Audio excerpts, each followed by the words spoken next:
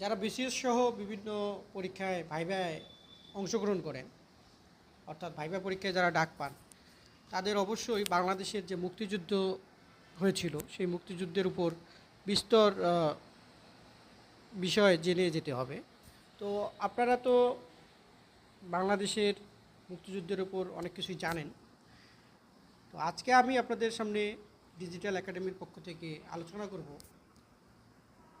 BCS সহ অন্যান্য যে ভাইভাগুলো হয় সেই ভাইভাগুলোতে মুক্তিযুদ্ধের উপর কোন প্রশ্নগুলো সবসময় করা হয় এবং কোন প্রশ্নগুলোর প্রস্তুতি আপনি নিয়ে তারপর ভাইভা ভোটে যাবেন।